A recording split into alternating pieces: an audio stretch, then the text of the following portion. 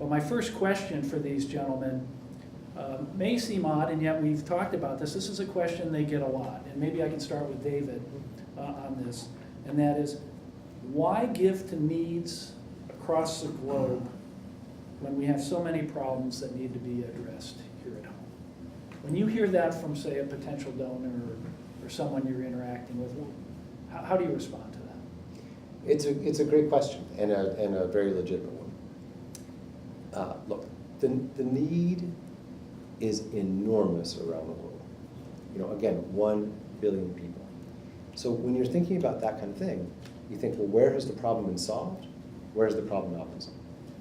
In the United States, we're very fortunate. We are very lucky here. We have, a library system that is incredibly well developed. We have a company that, I understand you can sit at your computer and on your desktop, click a button, and your doorbell will ring a little while later, and they'll come deliver a book to your hands. So this is a problem that's sort of been solved in the United States, more or less. So we decided to go where the problem is the greatest and where the impact is the greatest, and we are very impact driven. Our belief is all the problems I mentioned before around health, around security and safety, around prosperity. These are problems that are little global problems. And I'll point out, by the way, that the world we live in, these next billion people will be, our next innovators and our next consumers. They will drive our future. So we look at both where the need is the greatest, and we think, gosh, as important as work is done here, that problem has been solved, but overseas it hasn't. And then we look at the opportunity and say, for every dollar, for every erg of energy we put in, where can we have the biggest impact? And we see it around the world. John, you want to take a step?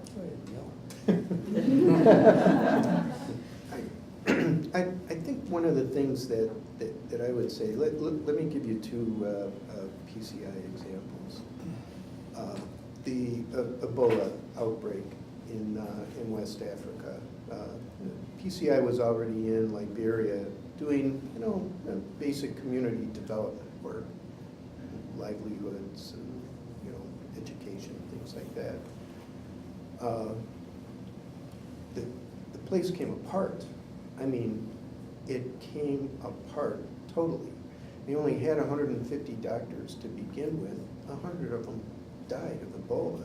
They only had a few hundred nurses. Half of them died of Ebola.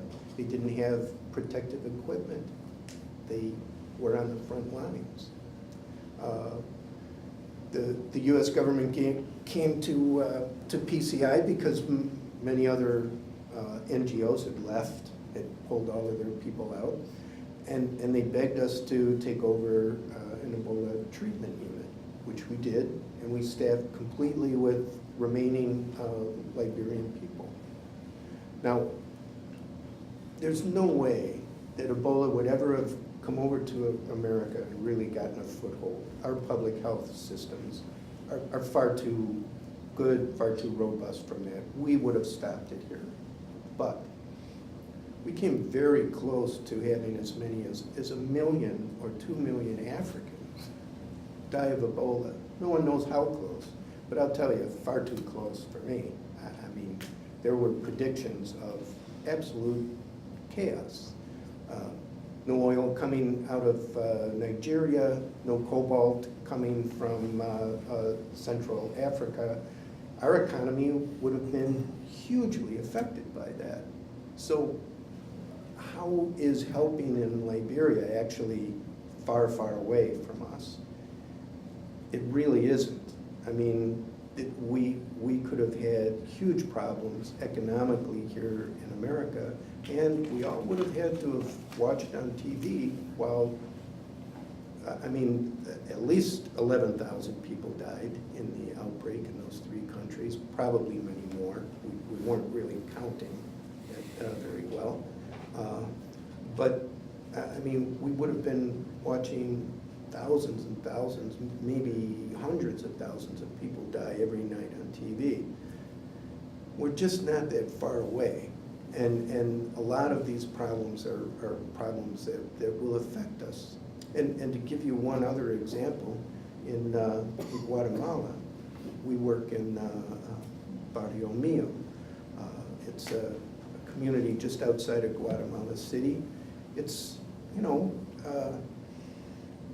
one hates to say bad things about communities that one works in, but people in the community would say that they have a gang problem, that there's violence, and many Guatemalan children have left Guatemala seeking safety in the United States. I think we're all aware of the fact that over the last year and even into 2014, we had somewhere between 60,000 and 100,000 unaccompanied minors coming out of essentially Guatemala, Nicaragua, Honduras. And they all came because of the violence and the drugs that they're forced to contend with every day. You either belong to a gang or you're hunted by a gang in many communities of Guatemala. Not in Barrio Mio, right? I mean, we've got programs where we pull kids in and have them become advocates for other activities than the gangs. We've organized women's groups and everything, and they have now a sense of community. This is their community. They can stand up to some of these people that used to be predators in their neighborhood because they don't have to do it all by themselves anymore. It's them and the other 20 women. And, not so fewer people have to flee from Guatemala to come here to the United States and get put into detention centers until we figure out whether they're good people or bad people. So one of the things that I would say is many of the things that we all do, all of us do overseas, very, very tightly connected to how life actually runs here in the United States.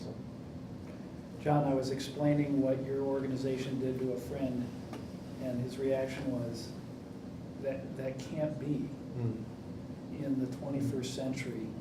You must get that reaction a lot. I mean, almost an incredulity. We get all kinds of reactions, to the idea that people are killing children. Some positive, some negative, some people don't want to hear about it. There's a racial component to it. There's a whole spectrum that you have to deal with. But, I think about those pictures of Earth from the space shuttle. You can't see the borders. Earth's this little place, and we're all on it together. That's one thing. And without sounding too hokey, I got to tell you, I'm damn proud to drive around Southwest Ethiopia with a vehicle with U.S. Marine Corps stickers on it because of the guy back there with the earphones on, and American flags. Because the Chinese we see, they're not helping anybody. They're all over Africa. They're not doing a thing. You don't see any Russians. You don't see anybody else. You see Americans.